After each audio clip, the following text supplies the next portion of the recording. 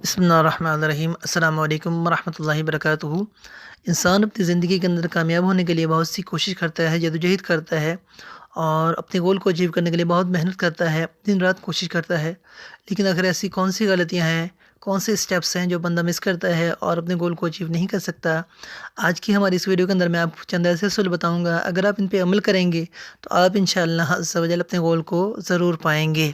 تو آئیے اپنی ویڈیو کو سٹارٹ کرتے ہیں۔ نمبر 1، سوچیں اور تدبیر کریں۔ یہ کامیابی کا پہلا اصول ہے، اپنی سوچ کو استعمال کریں۔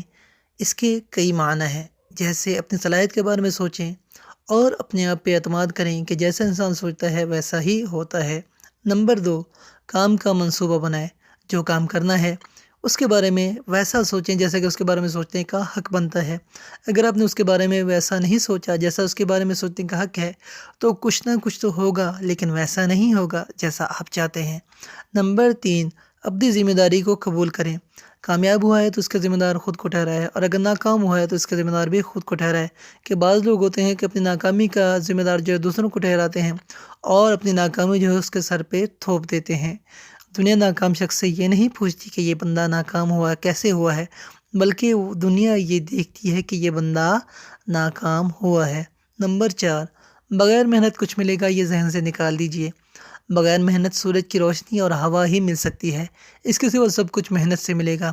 سیدنا عبداللہ بن عباس رضی اللہ تعالیٰ عنہما کے لیے نبی کریم صلی اللہ تعالیٰ علیہ وسلم نے دعا فرمائی، الہی انہیں قرآن کی تفسیر سکھا دے۔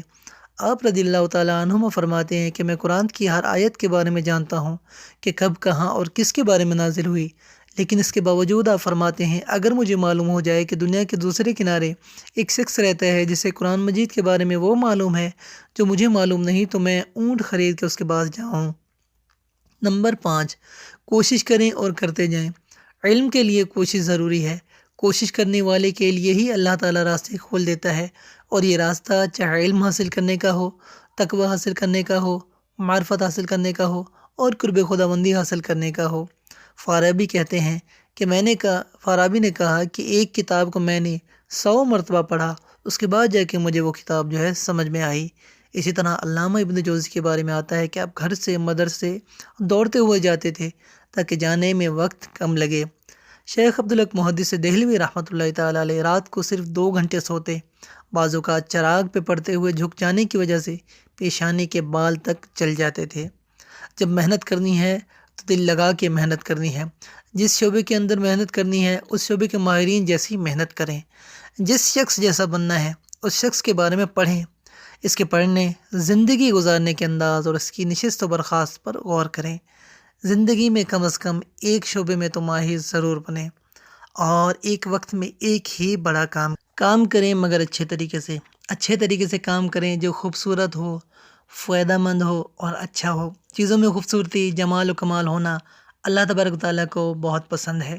سب سے آخری اور سب سے امپورٹنٹ بات، کبھی مایوس نہ ہو۔ مایوس آدمی اپنی کامیابی کے دروازے خود بند کرتا ہے۔ بار بار ناکامی کے بعد بڑی کامیابی ملتی ہے۔ کسی کے کہنے پہ مایوس ہونا بہت بڑی حماقت ہے۔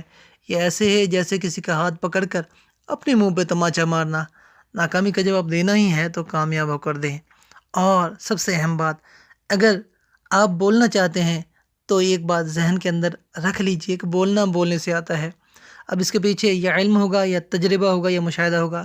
جب بولیں یہ نہ سوچیں کہ سامنے والا کیا کہے گا، بلکہ یہ سوچیں بس مجھے بولنا ہے۔ اپنی خوبیوں کو لکھیں، پھر دیکھیں سب سے زیادہ اس وقت میرے لیے کون سی خوبی مناسب ہے، پھر اس کے بعد غور کریں میرے لیے اس کے بعد کون سی خوبی جو ہے مناسب ہے۔ اللہ تبارک و تعالیٰ سے دعا ہے کہ جو کچھ سنا اس پر عمل کی توفیق عطا فرمائے۔